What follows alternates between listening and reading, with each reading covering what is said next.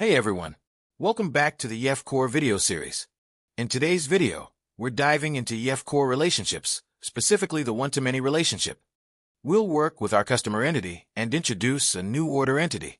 In a one-to-many relationship, one customer can have multiple orders, but each order belongs to only one customer. Let's see how we can set this up in Core. This is the second video in the Core video series. If you haven't watched the first video yet, don't worry. You can check it out now. I'll drop the link in the description below. Before we move on, a quick shout out to today's sponsor, Entity Framework Extensions. If you're looking to speed up your database operations, this tool can help you insert data 14x faster and cut your saving time by up to 94%. It works with bulk insert, update, delete, and merge, all integrated into Core. Check out the link in the description to learn more. Okay, let's start by understanding the concept of a one-to-many relationship. In this type of relationship, one entity is related to multiple instances of another entity. For example, one customer can have many orders, but each order belongs to just one customer. As you can see, the customer is the parent or principal, and the order is the child or dependent. The customer can place multiple orders, but each order has only one customer. Okay, I've set up the required entity, endpoints, services, and DTOs for the order. Let's first go to the order entity and take a look. The order entity currently has just two properties, ID and product. At this point, we haven't implemented the relationship between customer and order yet, but that's what we'll do shortly. Then, I have already added the order entity into ApplicationDB context. I have defined endpoints for order too. This allows us to handle CRUD operations like creating and retrieving orders. Now, let's define the relationship between the customer and order entities. First, I'll go to the order entity to set up the foreign key that links each order to a customer. Here, we have the customer ID property in the order entity.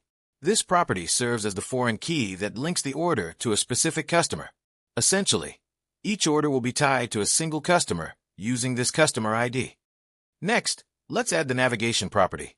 This will allow us to easily navigate from an order to the associated customer. It represents the reference to the customer entity for this particular order. Here, customer ID is non-nullable and customer is also non-nullable.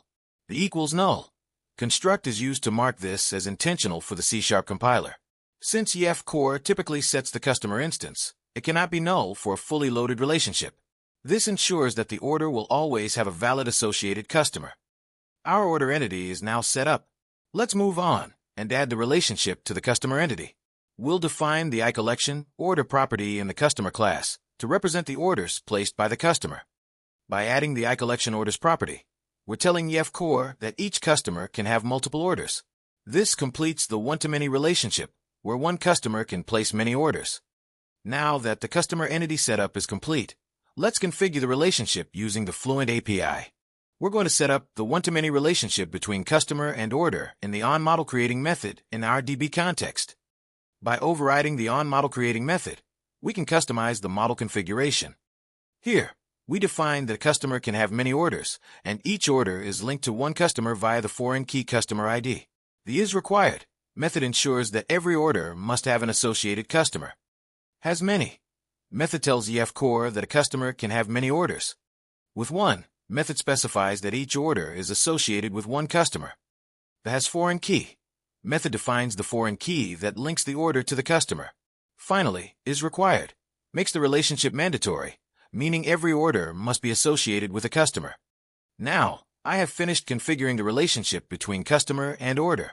We've set up the entities, configured the relationship using the Fluent API, and implemented it in the onModelCreating method. Our one-to-many relationship is now ready for use.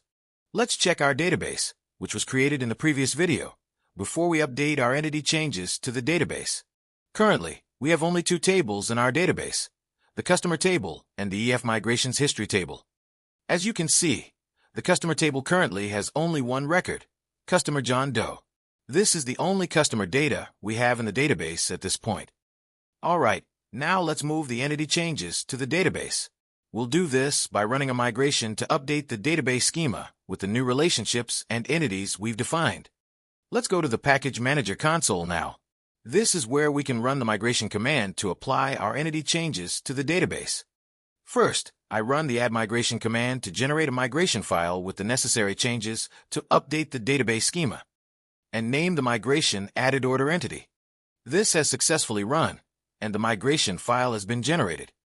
You can see that the migration file contains the changes for the order entity and the foreign key relationship between customer and order.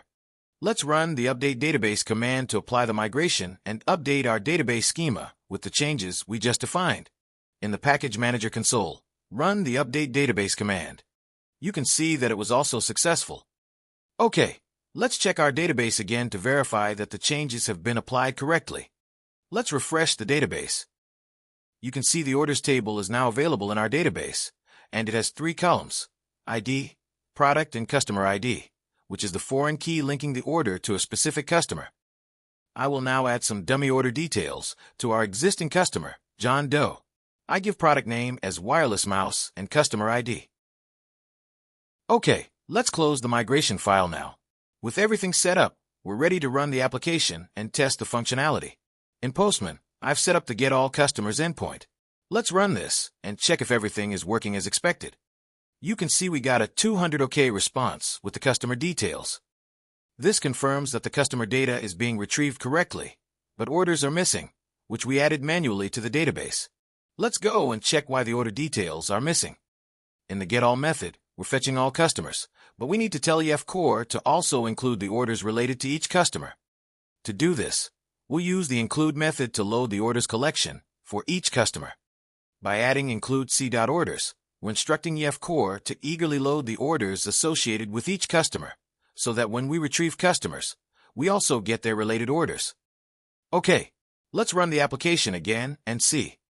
In Postman, let's run the Get All Customers endpoint again. Now, we're getting a 500 internal server error response. Error saying JSON exception. A possible object cycle was detected.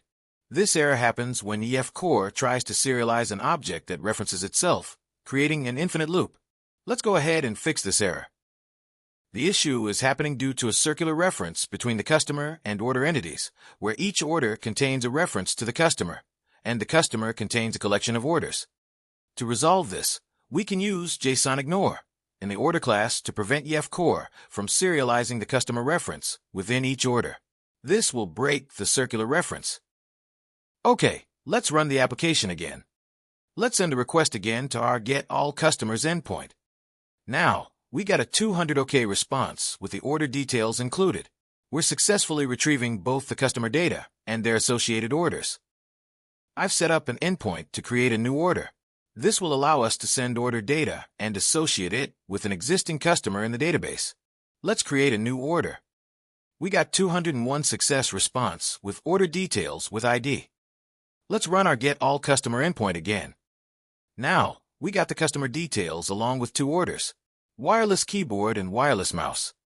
Alright, that's it for today's video. We've successfully set up the one-to-many relationship between customer and order in EF Core and tested it with a minimal API. In future videos, we'll dive into other types of relationships in EF Core, such as one-to-one and many-to-many, and explore how to handle them in your applications. Be sure to subscribe so you don't miss out on those videos. Thanks for watching. See you in the next video. Happy coding!